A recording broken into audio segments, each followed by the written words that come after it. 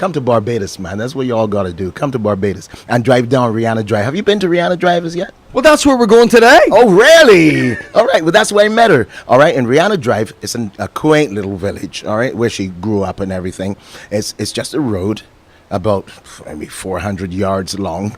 But at the top of that road, when you drive in, they have it decorated where she used to live, all right? And they have the music of the sun emblem and everything there. And a whole heap of tourists come up there, take pictures in front of where Rihanna used to live. In fact, where I met her when she was 7 years old, right in front of that house.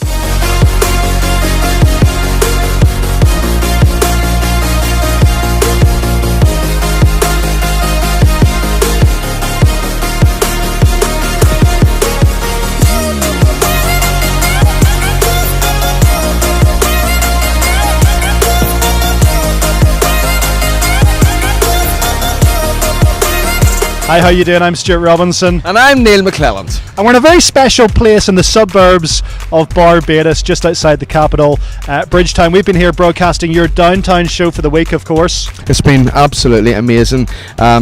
This particular island in the Caribbean, although surrounded by the Atlantic, is only 21 miles north and 14 miles wide. That's effectively Greater Belfast.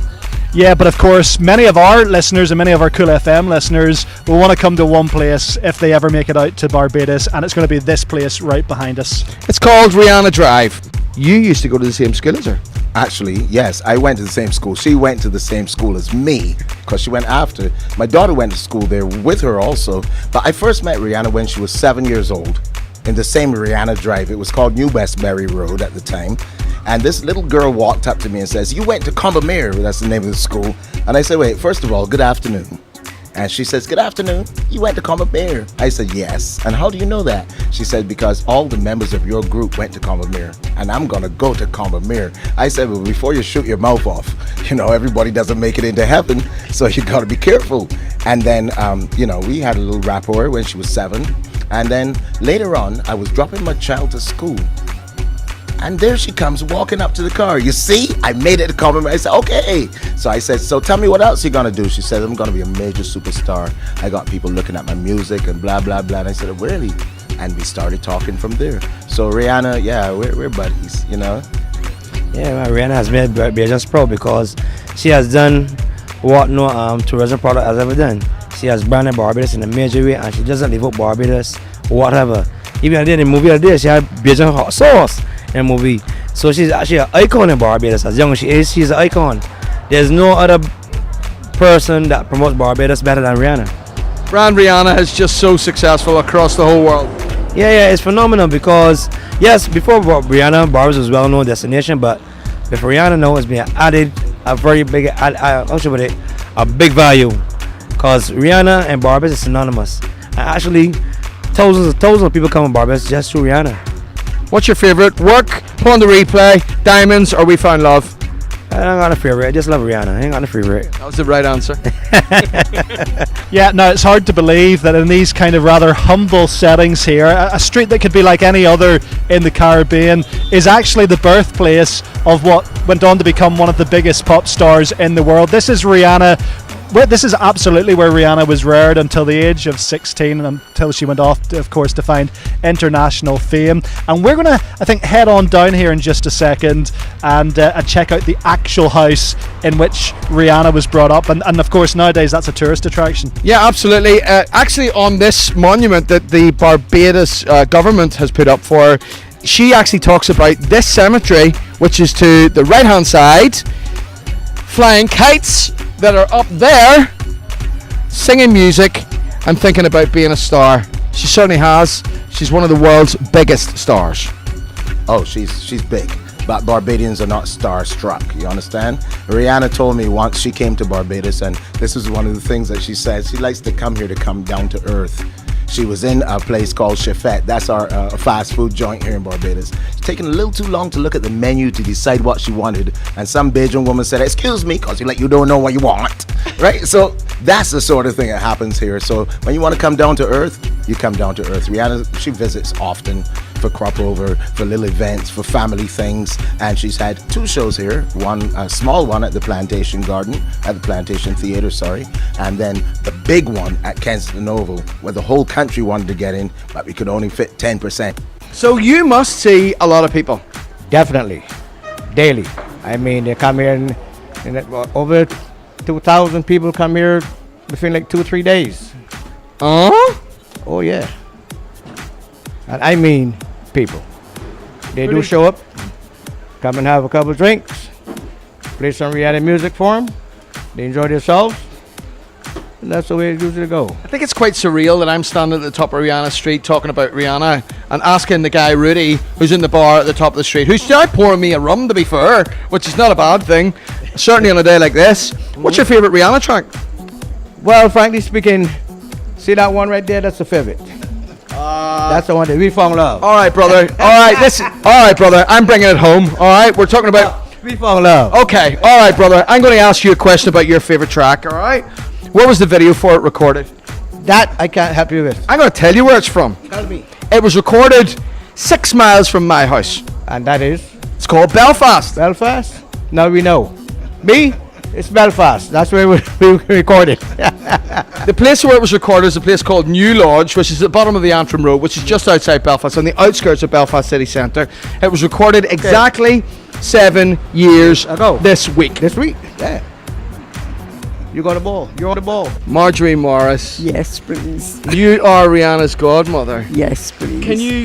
Can you tell us some little stories that nobody else in the world can probably? She did used to beat the big boys, the little boys, and I used to beat her. And how often do you see Rihanna now? I just see her when when I hear the antics. Sometimes she stay with me, She stays with you. with my family over there. Auntie Marg. Island, yes, please, Auntie Marge. Wow. And I love her. Like if I bring her from in here. oh my goodness, She used to beat the brothers bad, 4. And she used to beat them. she used to beat the boys. Yeah, but she's the biggest. Wouldn't be like the big girl to beat the brothers, sure wouldn't? Yeah. Standard procedure in every household. I think it happens in ours as well. Huh? Wow. You know the big ones is beating the little ones. I think that's part of growing up these days, isn't it? I would beat Rihanna. Rihanna was getting. Rihanna tell me, Auntie Marjorie, you're too unfair. You're too.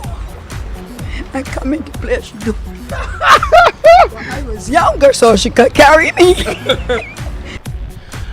Looking up there are some kites actually flying, and we're kind of walking down a street that could be literally anywhere in any of the suburbs in Barbados that we've been through the whole island in the last 5 days.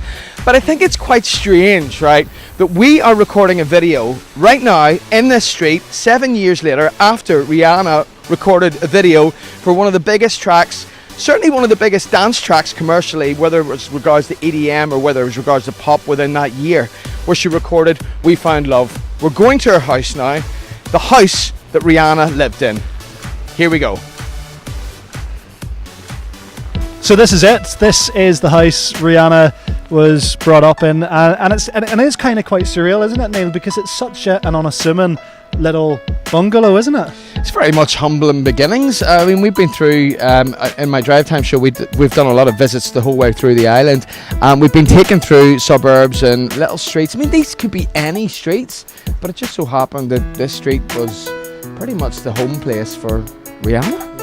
And you know, she is quite an inspirational artist, and I think when you look around here, I think probably one of the reasons why she is such an inspirational artist and an icon is because it kind of shows you that even here in this sort of really unassuming little suburban street in Barbados, population of just as you say over 250,000, you can go on and become one of the world's biggest stars. Anything's possible. Of course, the Beijing government they've made her an ambassador. She's already been an ambassador, but now she actually holds diplomatic status.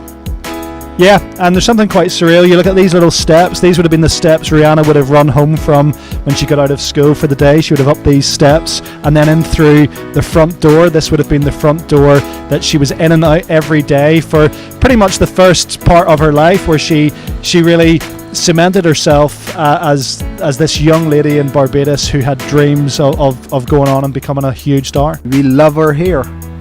Y'all pay to see her, but when she comes here, we don't pay to see her. She comes for the Crop Over Festival, and she jumps in a band, and she parade around here, and all Barbadians, we see her without having to pay to see her. You must be immensely proud of what Rihanna has managed to deliver musically, and just, you know, as an ambassador, as a shining light, again, pardon the pun, of what this island has.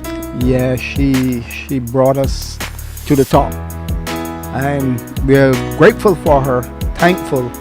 She is the gem of Barbados. She's a very nice looking girl. She looks good. She sings well. She's pretty, and I love her. You know, lucky to come down here and see Rihanna's hometown. You know, see her house in Barbados.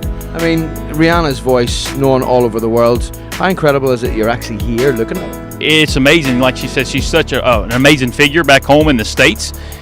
She's so well known for her singing, but yet right here where she grew up, you would think someone so big that I'm actually at her hometown, like her house, her steps that she's walked down.